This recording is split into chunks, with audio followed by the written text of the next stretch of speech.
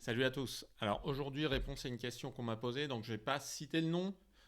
Pour les autres, si vous me posez des questions, dites-moi si vous voulez que je cite votre nom. Question qui s'adresse à la fois aux entrepreneurs mais aussi aux salariés, donc ça c'est intéressant. Évidemment, je parle de gestion, donc vous pouvez être salarié et faire de la gestion, c'est super. Évidemment que ma chaîne s'adresse un petit peu à tous ceux que ça intéresse. Voilà, si tu n'es pas entrepreneur, bienvenue. Comment chiffrer une prestation? Alors, c'est pas la question la plus simple, je dirais même que c'est tout l'ADN de la gestion qui est là-dedans. Donc, bah ouais, vous commencez par le plus compliqué, c'est super. Donc, comment pas trop surestimer, pas trop sous-estimer, et comment calculer le temps passé sur une tâche. Bah, en fait, il y a une manière simple et une manière plus complexe de répondre à la question. La manière simple, c'est tout simplement l'expérience. Voilà. Oui, ben, j'en ai pas, comment je fais? Bah voilà, c'est ça la réponse la plus complexe. Je vais essayer de répondre à ça. Comment tu fais si tu n'as pas d'expérience? Premièrement, tu peux utiliser les expériences de quelqu'un d'autre, hein. Il y a un truc aujourd'hui qui s'appelle Google. Et non, c'est pas la honte du tout d'aller chercher sur Google combien de temps pour faire ça. Pas du tout. Je l'ai fait. D'autres l'ont fait. Tout le monde le fait. Allez-y. Voilà. Donc c'est un élément de réponse, mais attention, c'est un élément de réponse qui vient de on ne sait pas qui et vous risquez de vous planter. On reviendra plus tard sur le fait de comment on gère le fait de se planter. Euh, une autre manière d'utiliser l'expérience de quelqu'un d'autre, bah, c'est de contacter quelqu'un qui fait déjà ça. Ah, mais qu'est-ce que t'en penses, etc. Moi, franchement, si vous me contactez en disant, bah voilà, j'ai telle mission, à ton avis, est-ce que mon estimation est bonne ou pas bonne? Je te répondrai. Si c'est dans mon domaine de compétences, évidemment. Après, si tu demandes de faire une étude technique chiffrée complexe, bah, ça c'est une prestation que je vends. Je peux te la vendre, évidemment. Bon, premièrement, voilà. Après, tu as le prix du marché. Évidemment, le prix du marché, pour tout le monde, vous avez les mêmes contraintes. Donc, si tu prends le prix du marché moins 20%, tu ne dois pas être très loin de la vérité, en fait. Tu débutes, tu te vends un peu moins cher. Normalement, tu as une marge d'erreur. Ça devrait marcher à peu près. Donc, vraiment, un truc, c'est pas si idiot, en fait. Tu vas dire, oh, bah, le mec, il est con. Tu vas sur un site, tu prends une annonce et tu fais un peu moins cher. Bah, oui, oui, enfin, tu vas sur un site, tu prends la réponse à une annonce et tu te positionnes un peu moins cher. Bah, si, en fait, ça peut marcher un peu. Parce que les autres ont les mêmes contraintes que toi. Alors, évidemment, si tu prends le tarif d'un mec du tiers-monde et que tu t'alignes, bah non, tu te planteras. Parce que lui est beaucoup moins cher que toi. Par contre, si tu prends la référence de quelqu'un de qualifié dans le domaine, qui est un peu installé, qui a 5 ou 10 ans d'expérience et que tu fais un peu moins cher, tu vas pouvoir être dans les clous. Parce que lui, il se paye mieux que toi. Donc tu vas pouvoir à la fois te payer et prendre la marge d'erreur. Donc c'est un vrai bon conseil, même si ça peut paraître idiot, de regarder les prix du marché. Bon, admettons que tu n'aies pas de prix du marché, c'est ton premier contrat, et tu galères un peu. Alors si vraiment tu n'as aucune compétence dans le domaine, il ne faut peut-être pas vendre cette prestation. On va dire que tu as un peu d'expérience, mais tu n'es pas sûr de toi. Donc qu'est-ce que tu vas faire? Tu vas faire une estimation. Il faut que tu montes en compétence. Donc c'est pas grave, tu vas te planter. La question, c'est est-ce que tu t'es couvert contre le fait que pendant les premiers mois, tu as gagné beaucoup moins que ce que tu imagines? Si tu t'imagines qu'au bout d'un an, tu vas gagner, je sais pas, 2500 euros net. Voilà. On va dire, pour moi, c'est le prix de base, entre guillemets, pour bien vivre, c'est 2500 euros net. Si toi, c'est 3000, vise 3000. Si c'est 5000, vise 5000, je m'en fous. Et si c'est 1000, vise 1000, hein, c'est encore mieux. Tu vendras plus facilement. Donc, mettons, tu veux te payer 2500 euros net dans un an. Bah, il faut se dire que pendant un an, tu peux toucher zéro. Donc comment tu survis avec ces zéros?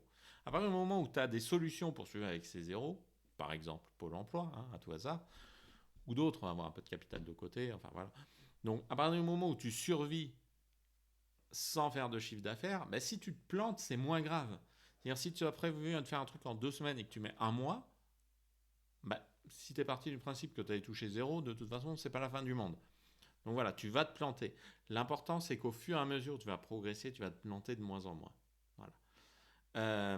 Donc, faire les estimations, c'est gagner et monter en compétences. Je te détaillerai ça peut-être un petit peu plus après.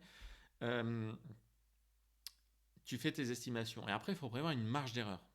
Parce qu'il peut t'arriver des trucs. Et parce qu'il faut prendre en compte le fait que tu te plantes. Et la marge d'erreur, c'est combien? Là aussi, il y a deux réponses. La simple et la plus compliquée. La réponse simple, c'est tu fous une marge au pif. Voilà, 25%, 50%. Au bout d'un moment, le risque, c'est que bah, si tu mets de la marge et que tu prévois trop large, tu vas être largement au-dessus des prix du marché et les gens ne seront pas clients. Voilà. Ça, c'est un risque. Pas t'en protéger. Donc, les prix du marché, c'est pas mal comme cap à suivre, voilà, comme gouvernail. Ensuite, donc, admettons, tu arrives à faire à peu près une estimation. Tu sais que tu vas te planter. Un point important, c'est qu'en gestion, tu es faux. Tu te plantes systématiquement. Sur tous les projets, je me plante dans les estimations. Le problème, c'est si tu te plantes à 100%, c'est gênant. Soit tu fais payer beaucoup trop cher le client, tu payes quand même tant mieux pour toi, soit justement tu le fais payer pas assez cher et c'est toi qui finances le client avec ton argent, gratos. Bon. Donc tu te plantes de 100%, c'est grave. Tu te plantes de 10%, c'est pas grave. Normalement, ta rentabilité fait que ces 10%, tu peux te les permettre, dans un sens ou dans l'autre. Et le client, il peut se le permettre aussi. Donc tu te plantes de 10%, c'est pas grave. Donc l'objectif, c'est de diminuer de plus en plus. Et ta marge d'erreur doit prendre en compte ça. Comment on calcule une marge d'erreur de manière précise? Il y a une méthode, ça s'appelle la gestion des risques. C'est-à-dire lister tout ce qui peut t'arriver, donner une probabilité et un impact.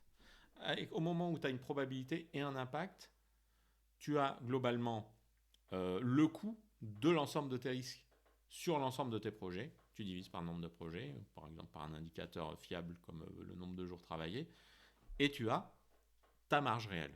Bon, on va dire ce qui est. Ce boulot-là, c'est valable quand tu es une société de conseil avec 10 personnes, 10 consultants. Quand tu es tout seul, tu vas pas faire ça. Donc, commencer à rentrer dans une démarche de gestion des risques, c'est important, mais ça va t'améliorer ta gestion sur le long terme. Sur le court terme, tu fais au doigt mouillé comme tout le monde, mais 25%, 50%, 100%. Le prix du marché, c'est ta boussole. Si tu es en dessous du prix du marché en ayant fait tout ça, et en partant du principe que tu te payes moins qu'un vrai pro bien installé, c'est bon, tu es dans les clous. Après, tu verras. Bon, tu acceptes de te planter sur tes premières missions. Au pire, si tu te plantes vraiment beaucoup, tu rembourses le client. Si tu rembourses le client, tu t'es planté, tu as appris, c'est bien. Et de toute façon, comme je t'ai dit, tu t'es protégé contre le fait d'avoir 0 € de chiffre d'affaires, donc ça passe. Faire les estimations sur base de l'expérience, les premières expériences, se protéger pour avoir la possibilité de te planter, et ensuite appliquer une marge d'erreur dans un monde parfait sur base d'une gestion des risques. Bon, on va prendre un cas concret maintenant. Je fais exprès de ne pas prendre mon métier. Voilà, imaginons demain je veux devenir carreleur. Je vais être exactement comme vous. Moi, j'ai posé du carrelage chez moi. Je ne sais pas du tout combien facturer une prestation de carrelage. Donc, prestation de carrelage, tu as quoi? Tu as le coût du carrelage, bon, ça c'est facile, hein, tu regardes sur internet, tu fais un devis, X mètres carrés fois machin, hop, avec 10% de chute, tu as ton coût du carrelage. Voilà. Ensuite, le temps que tu y passes. Le temps que tu y passes, enfin, il y a la colle, etc. Ok, mais en gros, les deux grosses variables, c'est ça, le temps que tu y passes. Le temps que tu y passes, tu le chiffres. Bon, moi, je vais dire, à vue de pif, je mets une demi-heure pour faire 1 mètre carré de carrelage. Je suis peut-être pas très bon, hein, les carreleurs, foutez-vous de ma gueule, faites-vous plaisir. Bon, admettons. Je vais facturer ça au client. Voilà, tu as 20 mètres carrés, 10 heures de boulot. Je suis peut-être complètement à côté de la plaque, c'est pas grave, j'y vais, je fais mon carrelage. Bon, j'ai mis 15 heures. Pourquoi j'ai mis 15 heures? Est-ce que c'est mon estimation qui est fausse et que c'est 3/4 d'heure par mètre carré? Dans ce cas, c'est très simple. Au bout de 2-3 chantiers, tu vois que tu as fait systématiquement la même erreur, tu augmentes ton estimation. Voilà, c'est fini. Après, il y a peut-être des cas plus complexes. C'est la découpe. Alors, évidemment, la découpe, ça prend beaucoup de temps quand on fait du carrelage. Ça, je le sais, même si je ne suis pas un bon carreleur. Je ne suis pas un carreleur du tout. Donc, estimer comment tu fais pour évaluer la découpe. Voilà. Est-ce que c'est en fonction de la taille des carreaux? Donc, si tu te rends compte de ça, tu vas ajuster ta méthode de calcul de tes prestations à la taille des carreaux. Dire, voilà, si les carreaux sont plus grands, je fais moins de découpe, donc c'est un peu moins cher. Est-ce que c'est la forme de la pièce? Est-ce que c'est le nombre de portes à gérer? Voilà. Parce que quand tu fais la découpe de l'embrasure de porte, là, pour bien tomber au niveau de la plainte, c'est un peu compliqué. Donc voilà, tu construis ton mode de calcul avec tous ces éléments-là. Et au bout de 10, 15, 20 missions, tu vas, quel que soit le domaine, tu vas réussir à être bon. Donc comment? La question, c'est pas tant comment tu gères les premières, c'est comment tu fais en sorte de gérer le fait que tu vas te planter pour les premières. Voilà, ça c'est important. Donc bien gérer le fait que tu vas te planter, accepter de te planter psychologiquement et bien mesurer Et ça, c'est super important. C'est ce qui fait toute la différence entre un bon gestionnaire et un mauvais gestionnaire, c'est mesurer ce que tu fais. Et pour ça, par exemple, mesurer ton temps. Ça, c'est super important. Il y a très peu de gens qui ont la discipline de le faire. Discipline-toi, mesure ton temps. C'est comme ça que tu vas être capable, sur le long terme, de répondre à cette question-là. Voilà, merci beaucoup pour la question. J'espère t'avoir répondu. N'hésite pas à poser une question supplémentaire. Moi, c'est vraiment comme ça que j'ai envie de travailler avec vous. Donc, à bientôt. Abonnez-vous.